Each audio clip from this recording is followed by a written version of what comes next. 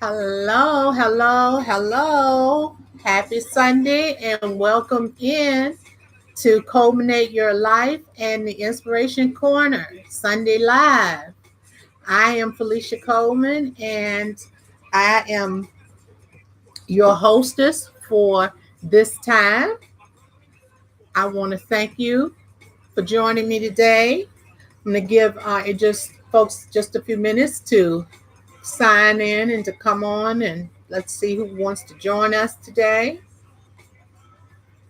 If you are watching, I would ask that you would say hello in the comments or over in the chat portion of your screen.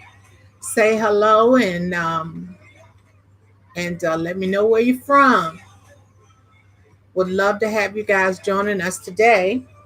I hope that your Sunday has been awesome and has been amazing. Here in the RVA, it is cold but sunny. At least the sun is out. And so that's always a blessing. They said it was going down into the 20s um, today, or rather, and but it doesn't really feel as cold because it's a lot of sun, and also that's taking some of the chill off. I hope that your week was awesome. I hope that it was productive, and prayerfully you were able to at least share something with somebody to put a smile on their face. So, we concluded our Revive and Restore series a couple weeks ago, and um, I wanted to. I'm not doing another series just yet. I don't think. I don't think this is going to be a series, but it could. We'll just see. Um, and I'll just share when and until I feel like I've said everything I need to say. Today, I want to share with you in regards to um, loving God and loving yourself from the inside out. Any music that you may hear in the background, I do not own the rights to. Let me just get that out. I want to once again welcome you to Culminate Your Life. I want to say that if you are a first timer here, then welcome, welcome, welcome. If you have been watching for a while and subscribed to the channel for a while, then of course I want to say thank you so much for your love and support. You guys are amazing. And if you're new, go ahead and make sure you subscribe to the channel because we would love to have you as part of our YouTube family here at Culminate Your Life. And we just love how the channel is growing and the opportunity to be able to touch some lives. So, with that being said, let's go ahead and just jump on in. I'm going to share today. It won't be like a Bible study, but I'm just going to share on the topic of loving God and loving yourself. First, I was going to just call it from the inside out. But then I started thinking about it and um, started thinking about it. And I'm like, okay, inside out, inside out, inside out. Well, you can't love yourself from the inside out if you don't love God, first of all. So I went ahead and said, well, maybe I won't call it just inside out. We'll call it, loving God and yourself from the inside out because we are created in God's image and in his likeness, and we are fearfully and wonderfully made. And without God, we are nothing and we can do nothing. And so it's in him that we live and move and have our being. And so apart from him, we are just, hopeless and helpless. You've heard me say that before. Without God, we are hopeless and helpless without him. So let's just talk about loving God first of all. You know, love the Lord thy God with all your heart, with all your mind, with all your soul, and with all your strength. And so it's a blessing to be a part of the body of Christ. It's a blessing to be a called and considered a child of God. And with being a child of God, there are some benefits and some promises that God has made to us that we have a right to lay hold to if we belong to him. And so He puts his spirit in us, and he's constantly, pouring into us. But he deals with us. He doesn't, when he looks at us, he doesn't see our flesh. He doesn't see our color. He doesn't see anything exteriorly. What God looks at is the heart. He looks at the heart, the spirit of a man. And so that's what's important to God and how we relate to him. And we can only worship him in spirit and in truth. And so you can't love anybody else, including yourself, if you don't love him first. He is our first love. He is our first love. And I find that if we keep him first, and we keep God, on the throne, and we allow him to be first in our lives, which means that we are willing to make whatever sacrifices are necessary to be in right relationship and right standing with him. And, if for some reason you should fall away or you fall off track, get back on. Get back in get back in the game, if you will. Get back in your rightful place. And learn how to love yourself, not for what's on the outside. Learn how to love yourself from the inside. Don't look to man for validation. Hey, Harissa. Hi, darling. Hey, friend. Thanks for coming on today. And to love yourself from the inside out. Don't worry so much. I think with society and everything has, in the age that we're living in, has put so much pressure on, and this really is women, is what I'm gearing this message to, is, that we have been made to feel that if we don't look a certain way on the outside, that we are not beautiful, we're not pretty, we are not popping, as the young people would say. We don't have it going on. If we don't look a certain way, meaning if we don't have, hair down our back, and we don't, dress in a certain way. We don't dress provocatively, or if you're too conservative, you need to loosen up, and all of these things that the world says that the enemy has planted in the mind of others that don't really either i.e. know God, or i.e. don't really doesn't understand that we are spirit. We have a body and we have a soul, but we are spirit. And so when God sees us, all he sees is the blood. All he sees is spirit. And so we have to start to begin to love ourselves, not for what we look like on the outside, but for who we are on the inside. I think sometimes we spend so much energy and so much effort. We put so much energy and so much effort into, looking a certain way. And I'm not saying not to take pride in your appearance, because you absolutely should take pride in your appearance, and how you look whenever you leave the house.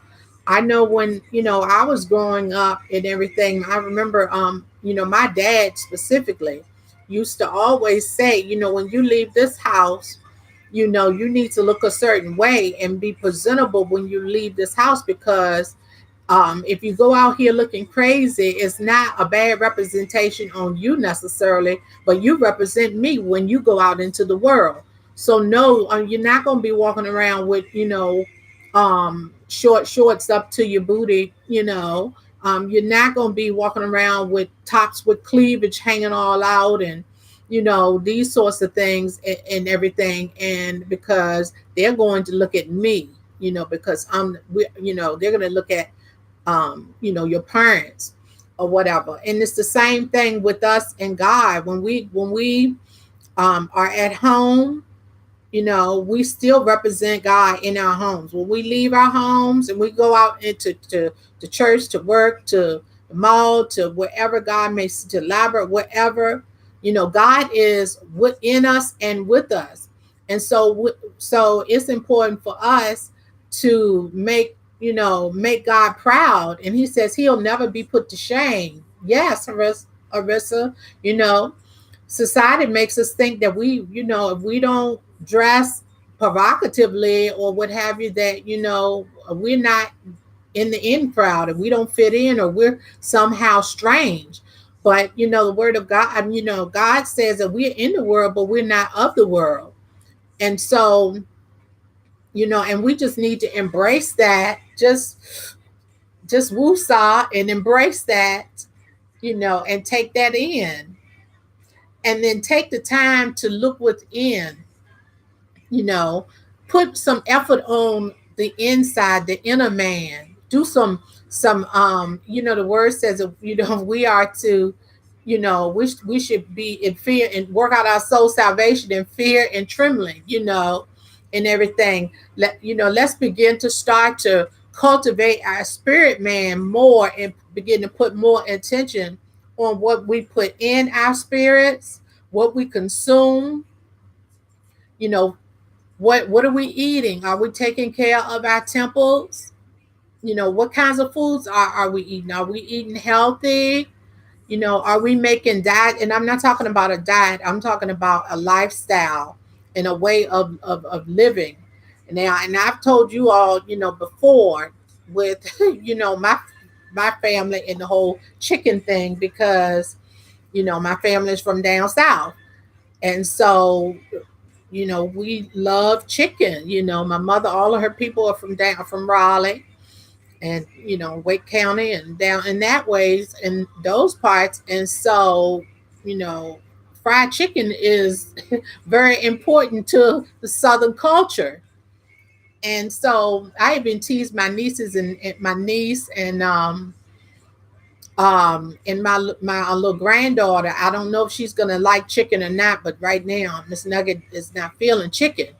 And so I told the children, I said, yeah, if Miss Nugget doesn't eat chicken, then we might have to take her Coleman card, because this is a chicken eating family, you know. And I just jokingly, will say that, but and I can't, love fried chicken, but can't eat it every day. We have so many health issues in terms of diabetes and high blood pressure and clogged arteries and all these sorts of things, simply from the way that we eat and in our lifestyle. Some things we don't have control over, but the things that we do have control over, then making small changes go a long ways.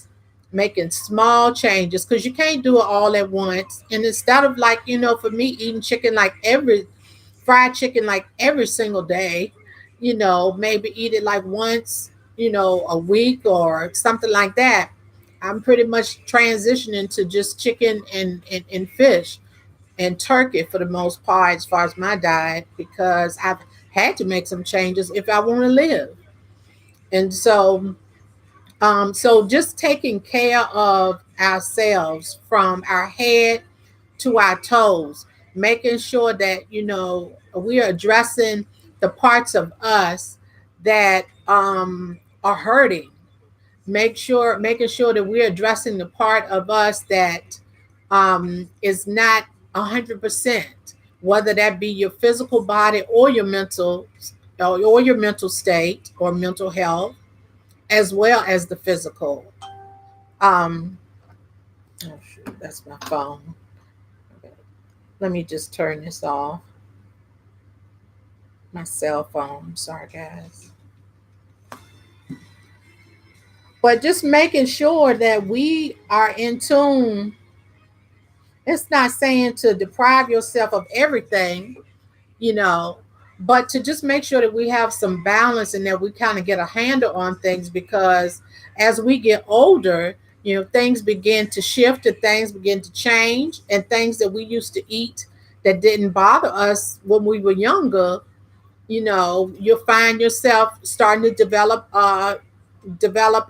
different health challenges and things like that. And as with something as simple as your diet, which we can take control over, can just wreak so much havoc and devastation in our bodies. And so we just have to be more conscious and more conscientious about that.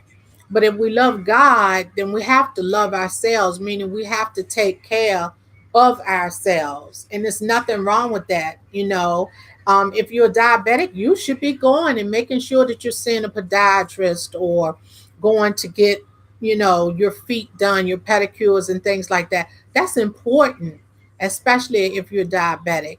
If you have high blood pressure, it's important to make sure that you are taking your high pressure medication. If you're on medication, it's important to be compliant and to make sure that you're taking what you should be taking until you see healing manifest in the earth. So we can't give any place to the adversary. And a lot of times, he ends up getting a foothold because we haven't done our part. And, you always hear me say, we have to give God something to work with because, he's just not a sugar daddy and just a miracle, popcorn machine. Pop a blessing out, pop a miracle out, pop a this out, pop a that out. No, no, no, no. So we have to do our part as well, and taking care of our temples is a very big, part of that. And I'm finding that if we are really, taking care of our spirit man, oftentimes other things begin to come into balance when you just start to really spend that quality time with God, get in your word, have your prayer and devotion, time with him. Talk to him, tell him all your problems, tell him all your cares. You can lay it right there on the altar and it will never go anywhere. He will never he will never tell a secret. He's the most loyal person you could ever tell anything to. So you never have to worry about it being heard again or spoken of again, because he is ever waiting and ever listening to hear what it is that his children need. He's attentive. His ears are attentive towards his children and all. So those are some of the things, just a few things that we can do and all to begin to work on loving ourselves from the inside out. Making sure, and this is another one, making sure that if you have been in previous relationships with people, with men, your ex-boyfriends or ex-husband, whatever, make sure that you have broken the soul ties to that person, because sometimes, a lot of times, relationships don't work out when you're dating. And let's say you believe in God for a husband, you want to get married, and you believe in God to send you a husband, or you believe in God to, if you're male, you believe in God to send you a wife. Either way, when we become intimate with people that we are not married to, when we're married, we enter into a covenant with one another, a covenant with God being the head of this threefold union between God, man, and woman. And when you enter into sexual intercourse, intimacy with the person, you open yourself up to that person. And you begin to develop soul ties. And so you could be over here 5 or 10 years later, believing God for a husband, but you are still connected to the person you met 15, 20 years ago and gave yourself to, that you didn't, save yourself for your husband because you were tied to somebody else, some boyfriend or something like that, because you made a decision to go outside of God's plan.